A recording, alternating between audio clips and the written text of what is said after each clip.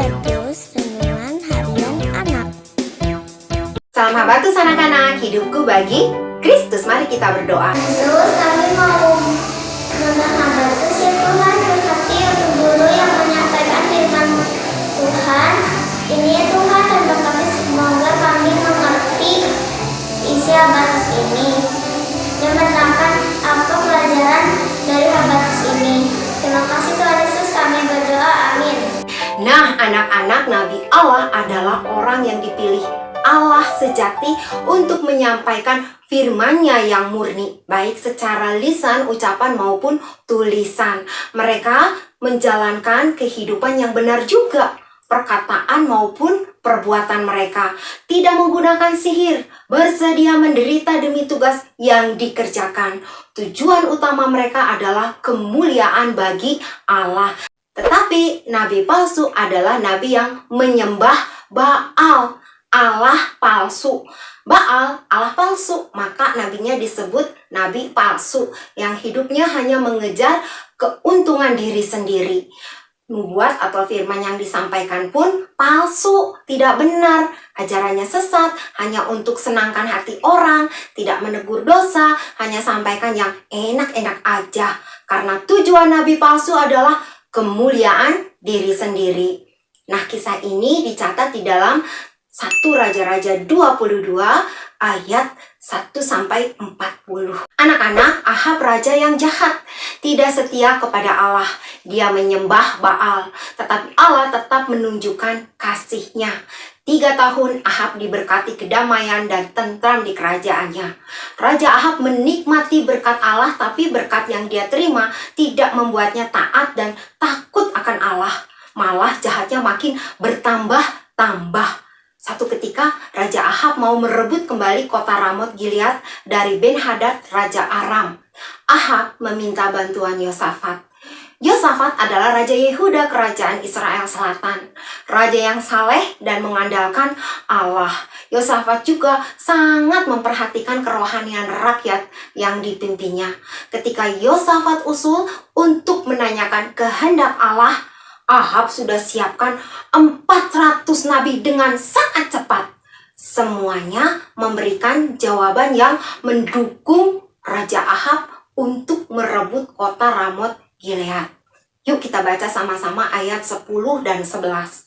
Sementara Raja Israel dan Yosafat Raja Yehuda duduk masing-masing di atas tahtanya dengan pakaian kebesaran di suatu tempat pengirikan di depan pintu gerbang Samaria, sedang semua nabi itu bernubuat di depan mereka, maka Sedekia bin Kanana membuat tanduk-tanduk besi lalu berkata, "Beginilah firman Tuhan, dengan ini engkau akan menanduk Aram sampai engkau menghabiskan mereka."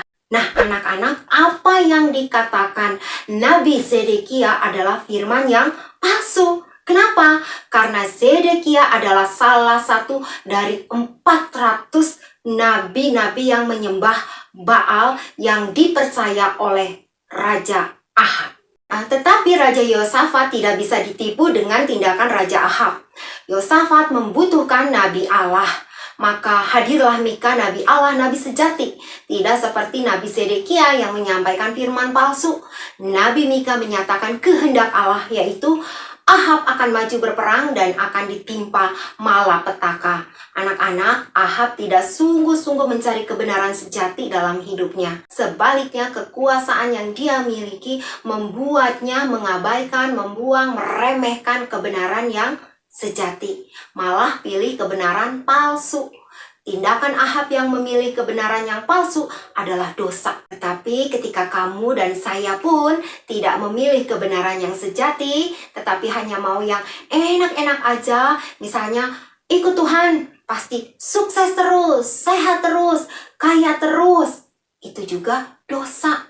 Kamu, saya, dan Ahab adalah orang berdosa. Nah, anak-anak, Allah mengasihi bangsa Israel. Allah ingin umatnya mengenal Dia, mentaati kehendaknya, dan diberkatinya.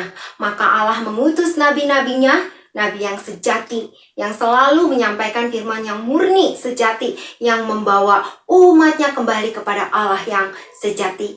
Allah juga mengasihi kamu dan saya.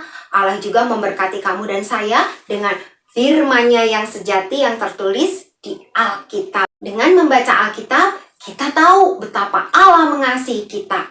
Dia buktikan bahwa dirinya adalah Allah sejati, Allah yang memberi diri, Allah yang mengorbankan diri dengan mati di kayu salib menggantikan hukuman dosa kamu, juga saya, dan banyak orang. Tetapi Dia bangkit, menang, hidup selama-lamanya, memimpin hidup kita yang percaya untuk dibentuk, diproses, dilatih melalui seluruh hidup kita, supaya kita makin mengenal, mengasihi Allah, firman-Nya, dan sesama kita, membuat kamu dan saya makin peka, tajam di dalam belajar firman. Tidak mau sembarang, hanya mau firman yang sejati, yang murni. Karena hanya firman sejati yang membuat kamu dan saya mau tinggalkan dosa, mengasihi Allah, firman-Nya, dan mengasihi sesama. Mau ya anak-anak, kita makin setia belajar firman Tuhan dengan rela, dengan sukacita, dengan ucapan syukur, tidak dimarah-marah, tidak dipaksa-paksa. Mau ya?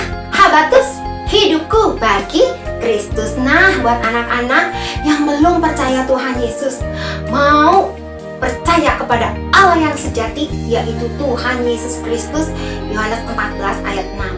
Kata Yesus kepadanya, "Akulah jalan dan kebenaran dan hidup, tidak ada seorang pun yang datang kepada Bapa kalau tidak melalui Aku." Puji Tuhan, mari kita berdoa.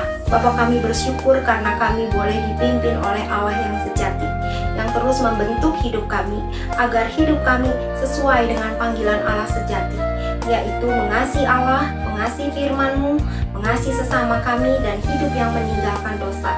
Tolong kami, beri kekuatan untuk kami mentaati kehendak Tuhan. Dalam nama Tuhan Yesus kami berdoa bersyukur. Amin. Tuhan memberkati.